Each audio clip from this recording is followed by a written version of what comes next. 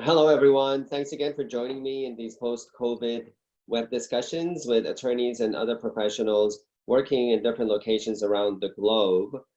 Today, I'm so pleased to have Rajan Ramia join me as a guest. Rajan and I met at the International Bar Association and IVA annual conference in Seoul, Korea, last September.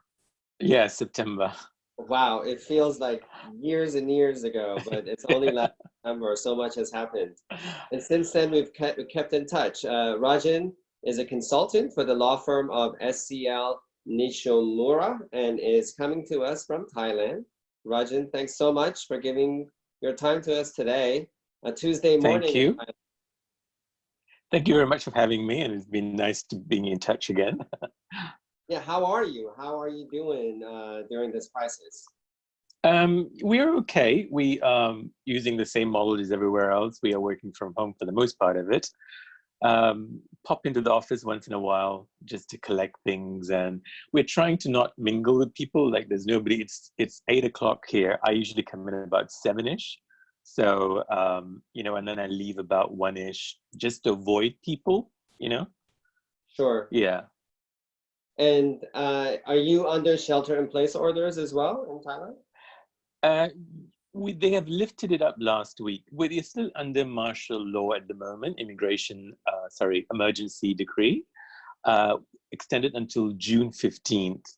But they have given us more flexibility now in terms of opening up. Some places opened up last week, and they're expecting next week 17 more businesses will be open with the social distancing implementation. Okay. What about law firms? Are they open? Law firm premises wise, they are not. Some of them are open, some of them are not open. The small ones are not really open, but the big ones are fairly open with skeleton staff. But we have, business as usual. There is no disruption of any kind. Everything else is just going on, electronic media. Yeah, good to hear. Now, I was reading on your website, and you've been credited for the successful rebranding and marketing of your law firm. So congratulations. Thank you. So when I was reading that, I thought maybe, do you have to do a rebranding because of COVID? Do you see any issues coming up? Has that thrown a... No, I don't think there's any issue. It's basically business as usual. So I don't think that aspect of the branding is going to change.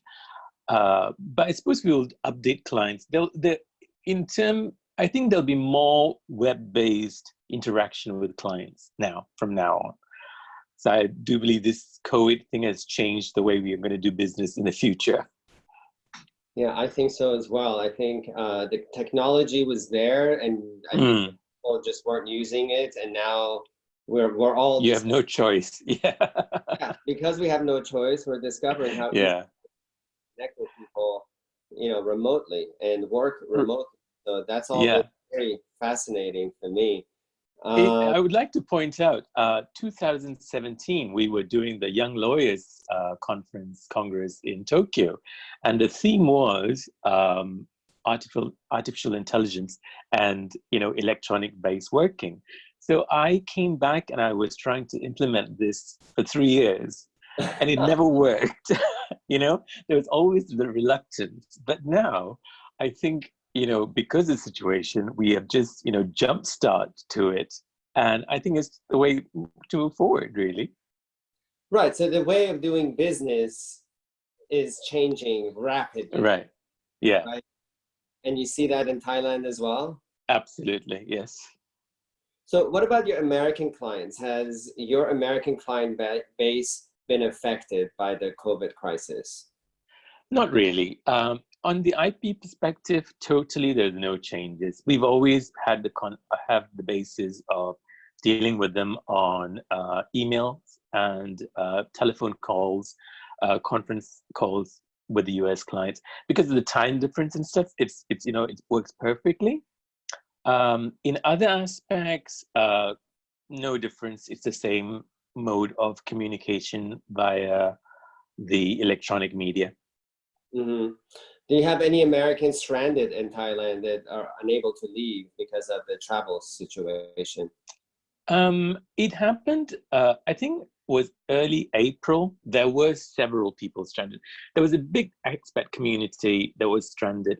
And I think people took it lightly in the sense that they'd rather just go to, their holidays booked. They'd rather go somewhere sunny and beach and get stuck there and not be where they were.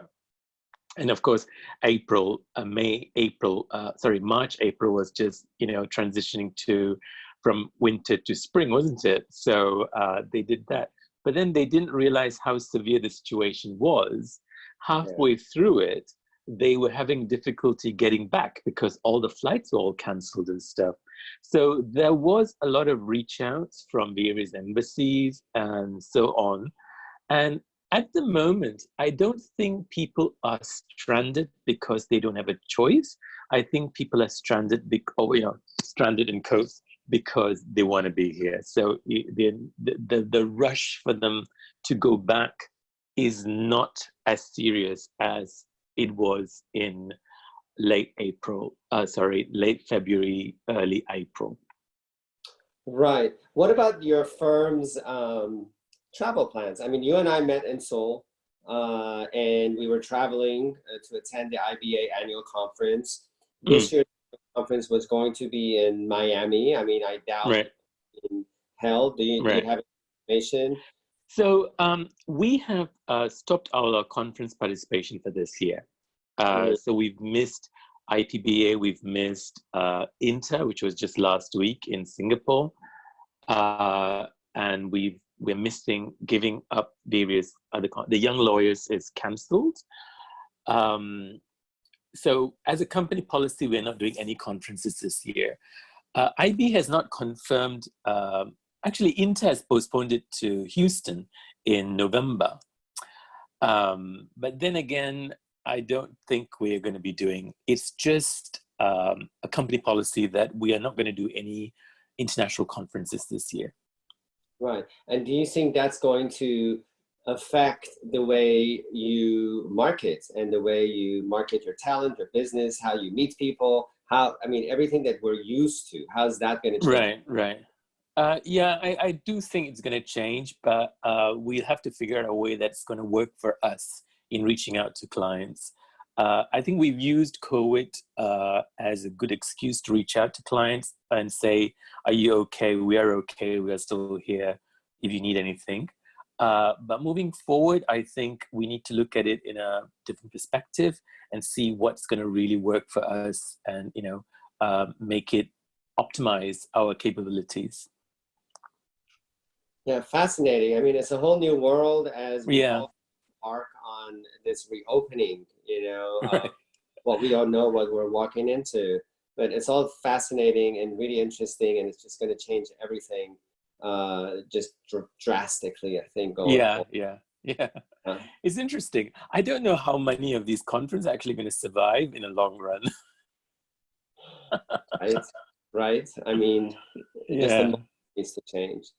But thank you so much. Thank you very much for your time today and just chatting. Really, I mean, it's helpful to know there are other people in the world that are kind of going through the same thing and kind of the same issues. So I really appreciate your time and well, thank you very much for giving us the opportunity to expose Thailand, this jurisdiction. Yeah, thank you.